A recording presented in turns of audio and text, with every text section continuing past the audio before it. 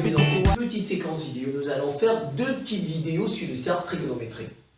Deux petites vidéos sur le cercle trigonométrique. Ça, c'est la première vidéo. Dans la première vidéo, nous allons apprendre à construire le cercle trigonométrique et à placer les angles remarquables. Les angles remarquables que vos professeurs vous donnent souvent en classe dans les tableaux là. Vous voyez, les angles remarquables. Donc c'est ça l'objet de cette vidéo. Nous allons construire un cercle trigonométrique et nous allons placer les angles remarquables.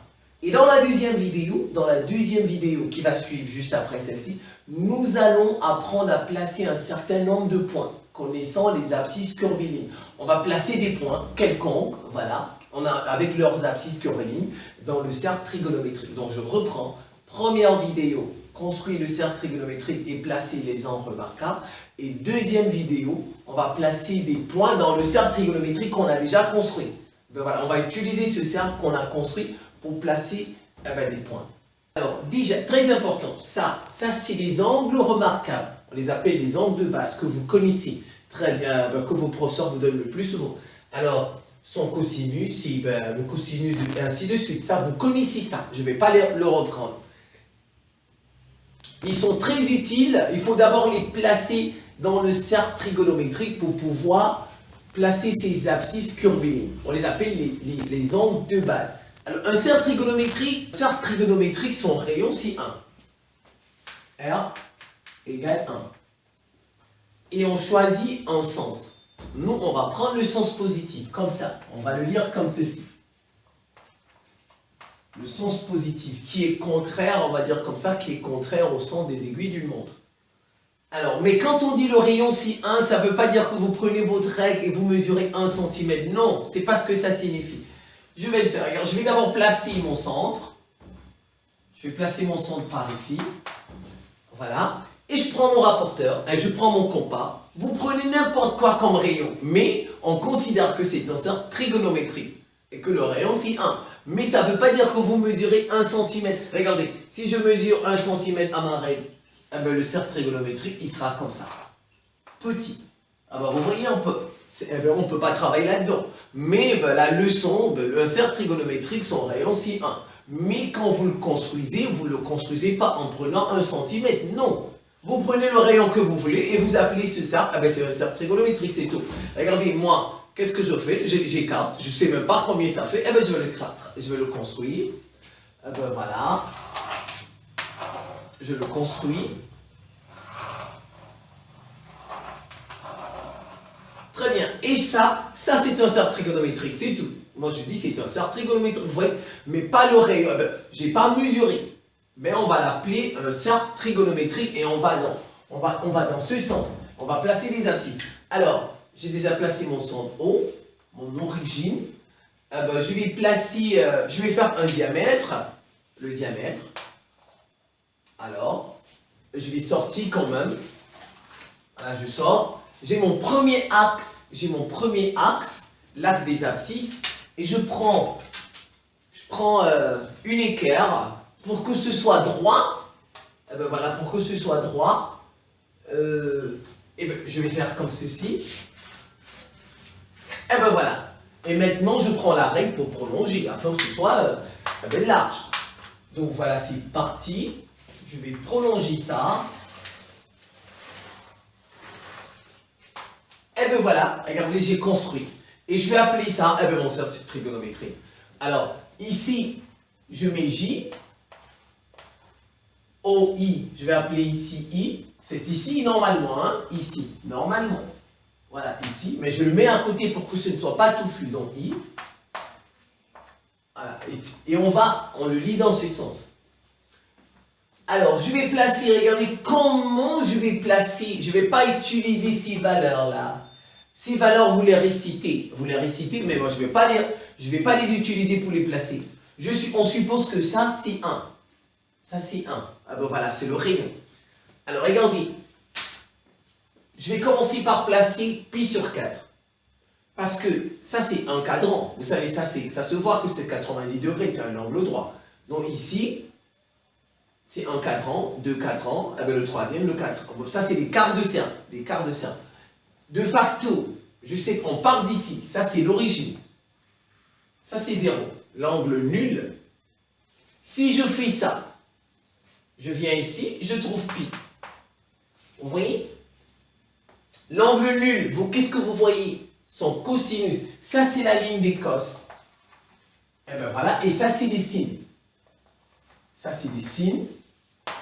Voilà, cos et sine. Regardez 0. Son cosinus, c'est 1. Vous voyez, ici, c'est 1. C'est 1. On a dit le cercle trigonométrique, son rayon, c'est 1. Donc ici, c'est 1. Ici, c'est moins 1. Ici, c'est moins 1. Vous êtes d'accord? Donc, son cosinus, c'est 1. Il n'a pas de sinus. Quand on est ici, on n'a pas de sinus. Son sinus, c'est 0. Vous voyez, c'est 0. Alors, je prends pi. Pi, c'est 180 degrés. C'est un angle plat. Qu'est-ce que vous remarquez? Son cosinus, c'est moins 1. Ici, c'est moins 1. Il est ici. Ah ben regardez, son cosinus, c'est moins 1. Son sinus, c'est 0. Il n'a pas de sinus. Donc, j'ai déjà placé, je vais barrer. J'ai placé ça. Ah ben, j'ai placé... qu'est-ce que j'ai encore placé? J'ai placé celui-ci. Ben maintenant, je vais placer... Ah ben regardez, pi sur 2. Pi sur 2, c'est 90 degrés. Ça se voit, eh ben j'ai fait avec mon équerre. Donc en fait, je vais pi sur 2, c'est ici. Eh ben, en fait, ici, je dis bien ici. Voilà, donc il faut pas. Alors, regardez, qu'est-ce que vous remarquez, pi sur 2? Son cosinus, c'est 0. Son sinus, c'est 1. Quand on est ici, on n'a pas de cosinus, on n'a pas d'abscisse, n'est-ce pas? On n'a pas d'abscisse, donc vous voyez, c'est cosinus, cosinus c'est 0 et son sinus c'est 1. Maintenant je vais prendre 2pi, ça veut dire 360 degrés. 2pi, ça veut dire un tour, ça c'est pi, n'est-ce pas? 2pi c'est ici, donc je vais un peu, 2pi c'est là, donc je vais mettre i ici. Il faut savoir c'est O-I-J. O-I. Donc il se place ici I. Mais comme c'est un peu, pour que ce ne soit pas, tous sont au même endroit. Pi sur 2, il est ici. J, il est ici.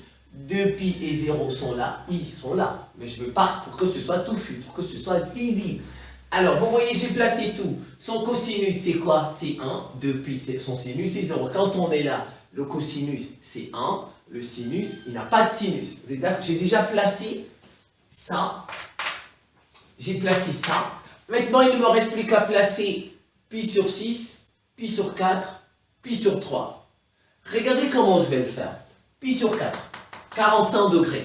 Regardez, ici, c'est 90 degrés, n'est-ce pas? Pi sur 2. Pi sur 4, c'est 45 degrés, donc c'est la moitié. C'est la moitié. On utilise ce qu'on appelle la première bisectrice. Première bisectrice. Première bisectrice, c'est y égale x.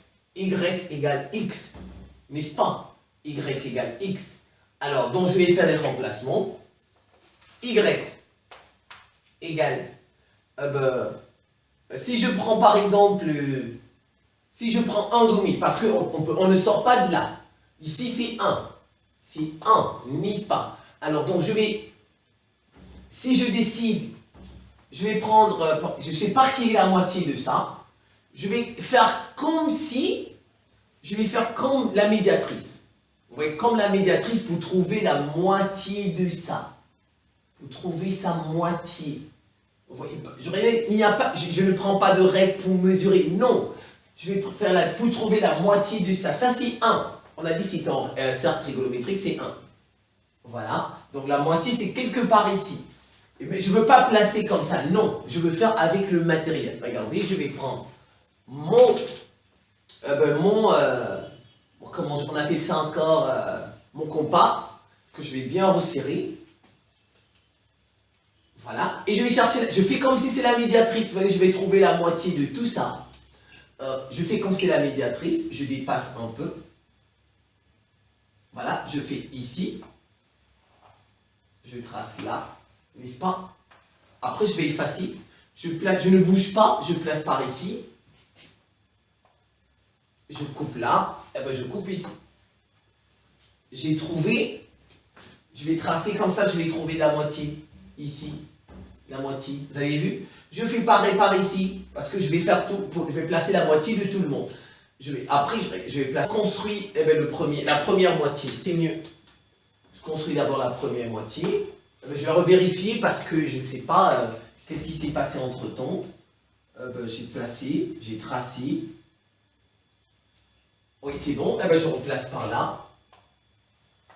C'est bon. Je dépose. Je trouve mon milieu. Eh ben voilà. Ça, c'est 1/2. 1/2, ça c'est la moitié. 1/2, c'est la moitié. Mais pour que ce ne soit pas sale, je ne vais pas le placer en demi, mais j'ai trouvé ma moitié. Je vais enlever tout ça. Je vais trouver la moitié de ce côté. Je fais pareil. J'utilise ce segment maintenant. Je fais ça. Comme tout à l'heure. Voilà. Et je déplace, je mets ici. Je coupe là, ça se touche là. Ah ben je trace. Je trouve la moitié. Je trouve ma moitié. Ah ben, la moitié est ici. Ah ben, je peux effacer. C'est moins 1/2. Moins 1/2. Je vais trouver l'autre, ainsi de suite. Alors, pour segment, je fais ici. Je trace comme ça. Je trace comme ceci. Je place par là. Je fais ça. Je fais ça. Ah ben, je trouvais la moitié. Vous voyez, c'est comme si c'est la médiatrice. On fait comme si on faisait une médiatrice. Alors, je peux effacer. Ça, c'est moins 1/2. Et la dernière moitié. Alors, je vais déplacer un peu. Alors, je trace là. Ah ben, je pose ici. Ah ben non, je n'ai pas fait de ce côté par là. Voilà. Et bien voilà. Et bien je trace.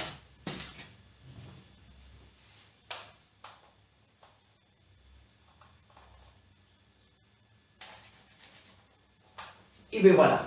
Donc j'ai trouvé toutes mes moitiés. Ça c'est 1/2. Alors, eh bien, vous voyez, maintenant je peux placer pi sur 4. Pi sur 4, c'est racine de 2 sur 2, racine de 2 sur 2. Mais en fait, ce n'est que la première bisectrice, parce que pi sur 4, c'est 45 degrés. 45 degrés, c'est la première bisectrice. Donc, je vais construire cette droite-là, y, d'équation y égale x, la première bisectrice. Je vais partager, vous voyez, je vais partager tout ça. Je vais, comment vais-je faire?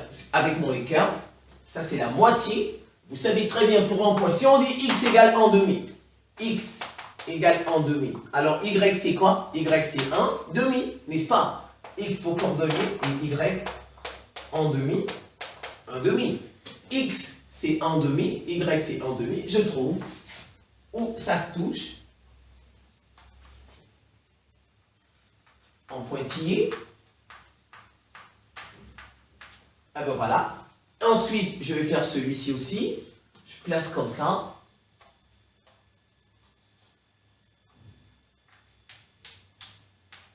Très bien. Ah ben je suis là.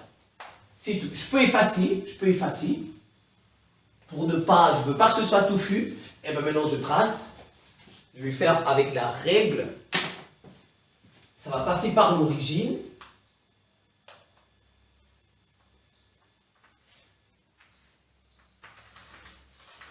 Eh bien voilà, je peux faire son opposé, son symétrique, et par là, ici, j'ai pi sur 4. J'ai pi sur 4. Et je peux trouver son x, son y, avec mon écart. C'est très simple. Je vais me placer. Regardez, je me place. Je fais comme ça. Je fais comme ça. Je fais comme ça. Et puis, c'est tout. Et je sais que son cosinus, c'est racine de 2 sur 2. Alors, racine de 2 sur 2 est par ici. Vous êtes d'accord? Et puis, je vais prolonger. Je vais faire pareil par ici. Vous voyez, l'écart est très utile. L'écart, voilà, je viens comme cela. Je projette par ici. Alors, je suis là. Racine de 2 sur 2. Alors, il me reste à placer pi sur 6 et pi sur 3. Il me reste plus qu'à passer pi sur 6 et pi sur 3. Je peux effacer tout ça. Voilà. Maintenant, regardez pi sur 3 d'abord. Pi sur 3 c'est 60 degrés. Donc ça veut dire qu'il est au-dessus. Il est au-dessus ici. Ça c'est la première bisectrice. Mais je peux aussi placer des bisectrices comme ceci, hein, si je veux. Je peux placer des bisectrices par là. Ainsi de suite. Regarde d'ailleurs, je vais prolonger celui-ci. Sont symétriques. Ils se touchent ici. Voilà, je vais le faire avec son symétrique par ici. Avec son symétrique. Ah non, j'ai trouvé. Donc je peux tracer l'autre aussi. Vous voyez qu'il va passer par là.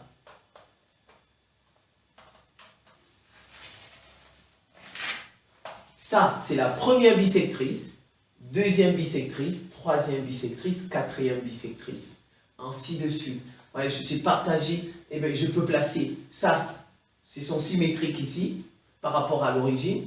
Celui qui sera ici, c'est son symétrique. Ben, je peux décider, par exemple, ça c'est pi sur 4, ça c'est pi sur 2. Ça va faire 3 pi sur 4. Ici, c'est 3 pi sur 4. 3 pi sur 4. Eh bien, c'est déjà, regardez par exemple 3 pi sur 4. C'est déjà placé. 3 pi sur 4. Le point M. Donc, le point M, il est ici. Vous voyez, le point M, il est ici. Alors, le point M, déjà, je vais le barrer. Il est là. Il est ici. Alors, je vais continuer. Je vais d'abord mettre pi sur 6 et pi sur 3. Pi sur 3, il est par ici. Pi sur 3. Regardez, pi sur 3, son cosinus, c'est 1/2. Son cosinus, c'est 1/2. Ça, c'est pas la peine de prendre la calculatrice pour faire ça. Non. Regardez, 1/2, c'est là, son cosinus. Je vais le monter, je vais le prolonger avec mon équerre. Très important, l'équerre. L'équerre, je vais prolonger. Et je touche mon cercle ici. Et je vais comme ça. Eh bien, je sais que c'est par ici. C'est tout. J'ai trouvé. Vous voyez, c'est là. Il est là. Je peux effacer. Ici, c'est racine de 3 sur 2. Et là, vous avez pi sur 3. Ah ben, je peux le tracer. Je peux le tracer comme ceci. Et bien voilà. Vous voyez, j'ai rempli mes... Ça, c'est mes angles remarquables. Je les ai remplis. Mais j'ai déjà placé le point M. Alors, je vais continuer avec pi sur 6. Pi sur 6, il est par ici. C'est 30 degrés. C'est 30 degrés. Vous voyez, je n'utilise pas le rapporteur. Je fais avec les données du tableau. Pi sur 6, regardez, son sinus, c'est 1/2. J'utilise son sinus pour trouver le cosinus. Parce que ça, c'est des virgules. C'est pas la peine. Vous utilisez 1/2 que vous connaissez, qui est la moitié. Son sinus, c'est 1/2. Mon équerre, je viens par ici. Je viens par ici. Je place là. Et ben voilà. Et comme je vais prolonger.